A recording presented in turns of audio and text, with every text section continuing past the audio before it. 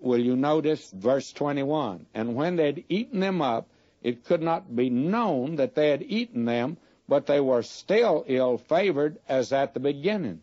So I awoke, and I saw in my dream, and behold, 7 ears came up in one stalk, full and good. Now that's the dream about the ears of corn. Actually, there are two dreams here, two separate parts of probably just one dream. It's treated, by the way, as one dream.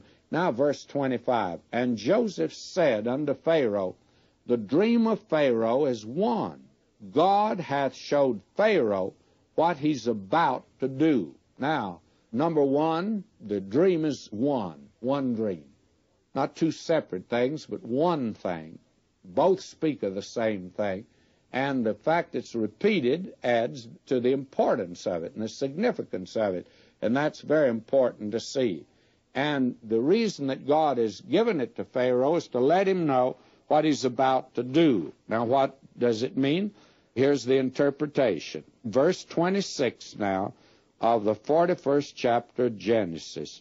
The 7 good kine are 7 years, and the 7 good ears are 7 years. The dream is one. And the 7 thin and ill-favored kine that came up after them are 7 years. And the 7 empty ears, blasted with the east wind, shall be 7 years of famine. This is the thing which I have spoken unto Pharaoh. What God is about to do, he showeth unto Pharaoh. Behold, there comes 7 years of great plenty throughout all the land of Egypt. And there shall arise after them 7 years of famine, and all the plenty shall be forgotten in the land of Egypt, and the famine shall consume the land, and the plenty shall not be known in the land by reason of that famine following, for it shall be very grievous. Now, will you notice, this is a prediction. There's to be 7 years of plenty, and then there's to be 7 years of famine. Verse 32, and for that the dream was doubled unto Pharaoh twice. It is because the thing is established by God, and God will shortly bring it to pass. This is something that is important, and God wanted Pharaoh to know about it. Now here is the advice of Joseph to Pharaoh. Now therefore let Pharaoh look out a man, discreet and wise. Set him over the land of Egypt. Let Pharaoh do this, and let him appoint officers over the land, take up the 5th part of the land of Egypt in the 7 plenteous years. Let them gather all the food of those good years that come, lay up corn under the hand of Pharaoh, and let them keep food in the cities. In other words, Pharaoh's going to get all the surplus now. It'll be 7 years of plenty, and all of that is to be stored. That is at least the advice of Joseph. And that food shall be for store to the land against the 7 years of famine which shall be in the land of Egypt, that the land perish not through the famine.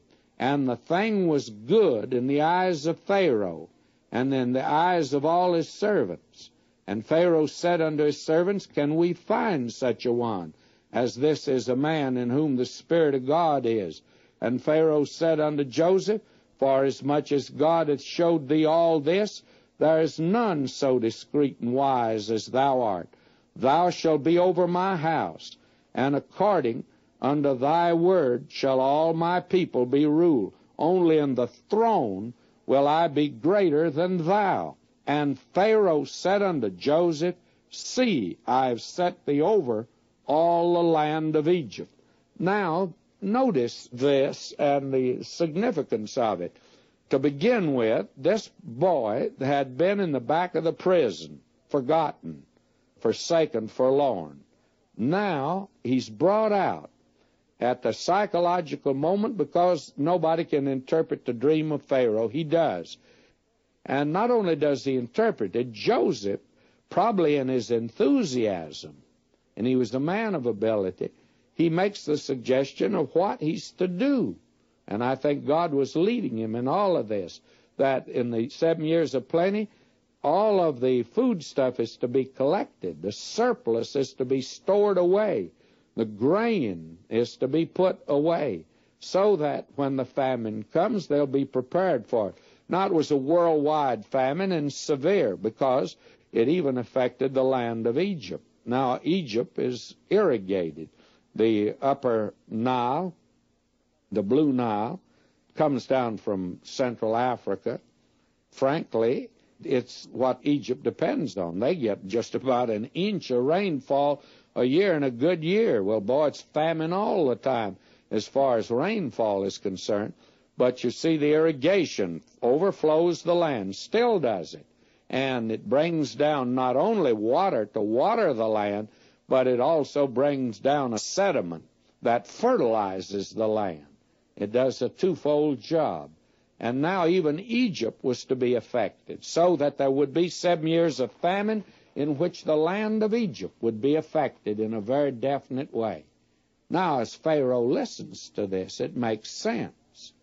It's too bad that sometimes in the past we haven't had men in our government that had some sense of the future, of what was coming, and no preparation for different things that have come. Our foreign policy, ever since before World War II, even from the days of when Hitler arose, has been more or less of just a stopgap program. It's a first aid program. It's just something rushed in as an emergency. No foresight, no looking to the future. Someone asked Gladstone one time, what's the measure of a great statesman? What's the making of a great statesman? He says, well, it's one that knows the direction God is going for the next 50 years. Well, Pharaoh's given 14 years here, and he knows what's going to happen. Now, who could take over better than Joseph?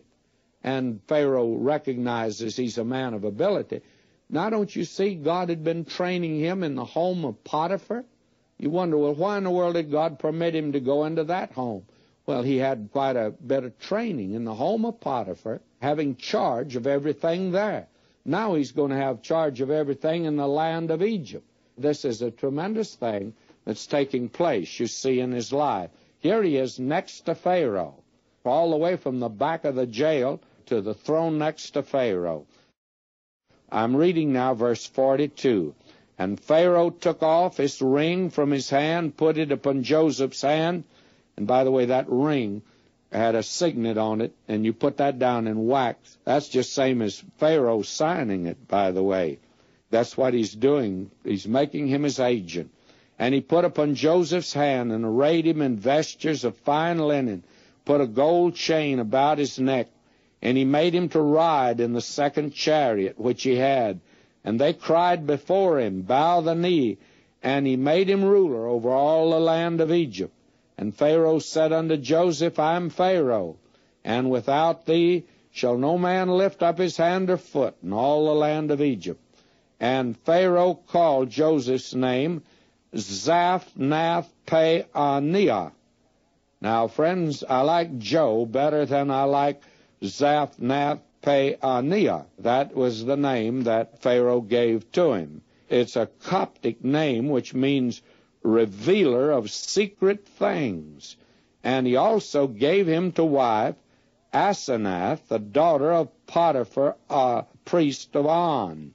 And Joseph went out over all the land of Egypt. And this man now assumes this tremendous position. Now notice the age of this man, because it's interesting. Joseph was 30 years old when he stood before Pharaoh, king of Egypt. And Joseph went out from the presence of Pharaoh and went throughout the land of Egypt. You see, he'd been in the land of Egypt now 13 years. 2 of those years had been in that prison, that is, after the episode with the butler and the baker, so he might have been there a couple years before. So you see, he'd been in the house of Potiphar for maybe almost 10 years. This gives you some conception of how the time had been divided there in the land of Egypt.